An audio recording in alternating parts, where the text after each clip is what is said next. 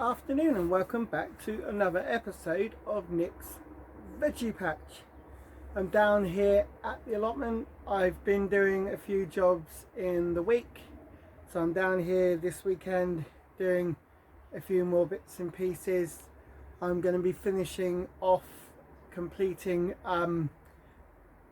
putting the netting over my rhubarb raised bed. Also putting netting over my garlic, because it seems I've got either a fox or a cat who likes to come and try and dig in the raised beds that I've got my garlic in. I've just been round with the strimmer, so I'll show you what else has been happening on the plot, and I will come back to you guys in a bit. Okay guys, what I'm gonna do, I've decided, because I built the box for my rhubarb, I've decided to get rid of it. The lid kind of went all kind of mushy, kind of broke up. It wasn't a very good lid anyway, but the lid broke up, so about a month or so ago I got rid of the lid. So I've decided to get rid of the box that was around the rhubarb. As you can see, the box is just there. So I'm going to get rid of that, break it up, send it to the council tip. Now, as you can see, I've just started to put some blue piping around the raised bed. So I've basically taken 4 bamboo canes, cut them to size, put the blue pipe in over the bamboo canes, and then what I'm going to do is I'm going to put another piece of bamboo going across. Then I'm going to net it. I've got some cable ties that I'm going to fasten it together with. Hopefully that will stop cats or foxes or rats, not that we've got many down here, stop them from getting into it. And then I'm going to be doing the same with my 2 garlic beds, because it seems I've got a fox on here who seems to be getting at my garlic, and I don't want my garlic ruined. So yeah, I'm going to be covering that one up as well. So the first job, or the last job now, is to put the cane on and then to cover it over with the netting.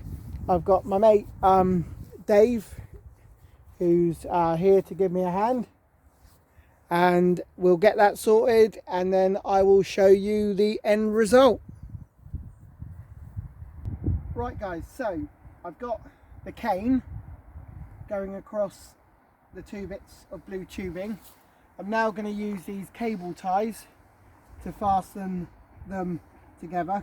So all I do, cable tie through there. It doesn't matter if it slips off, because you have got the cable tie holding it together. And then again, the other end, plonk the cable tie up through here, and what that does, just holds that in place. Doesn't matter if it moves, because you can readjust it. They're quite easy to adjust them, but that's how I want it to sit. And then what I'll do, with the help of my mate, I will put the netting over and show you guys the end result. Right guys, I've got these pegs that I bought for tying down netting and stuff for around my plots. So I'm going to use it to tie the netting down to my rhubarb raised bed. I'm not actually going to cable tie the netting to the tubing.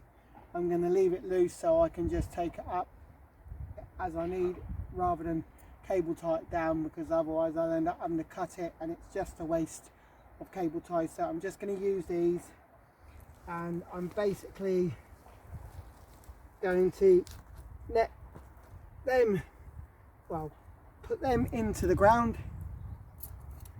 I've done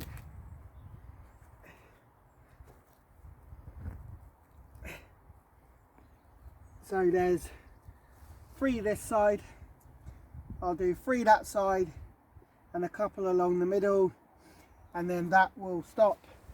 That will be enough to hold this down. So I'll just come round here. I'll see what it looks like afterwards before I decide whether I trim it up.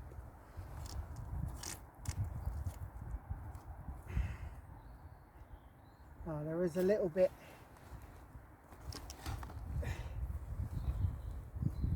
So one will go that side. I'll just step over my strawberry bed.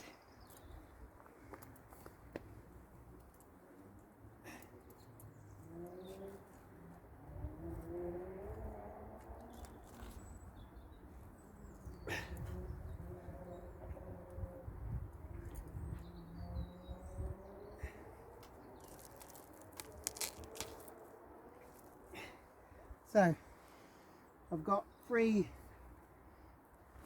this side. I'm going to plonk a couple down the middle here.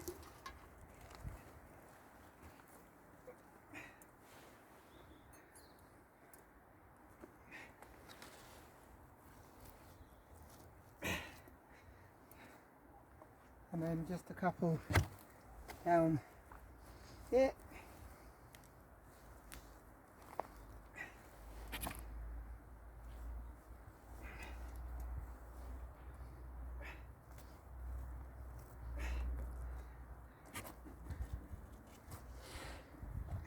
And there we go, guys. So it's just going to require a little bit of trimming up here and there, or just tucking in the netting a bit, but that is my rhubarb bed netted over now, all sorted, protected and ready for next year.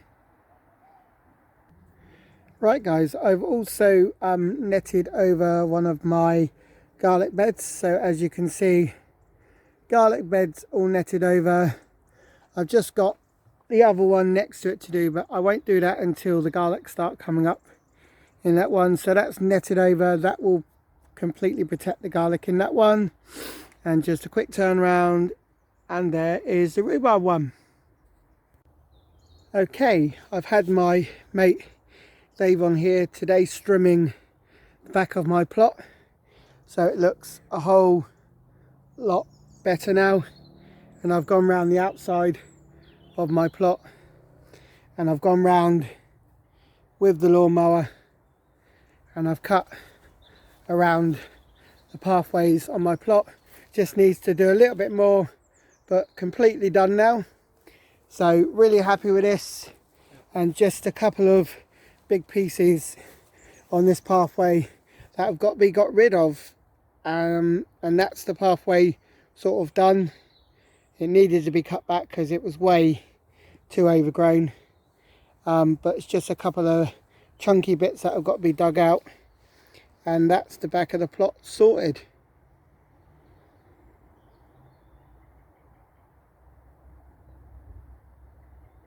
Guys, this year we did a growing competition between myself, Mark and Dave, and I hate to say it, but Dave was the eventual winner with his giant cabbage and his giant sunflower. So we've got the cup here, and if Dave comes into shot, I'm going to present Dave with his trophy. Me and Mark are not happy about this, by the way, but next year we'll win it. So Dave, congratulations. Thank you, mate. Lovely. On your Cheers, trophy. lads. Get a good look at it, so you'll never see it again.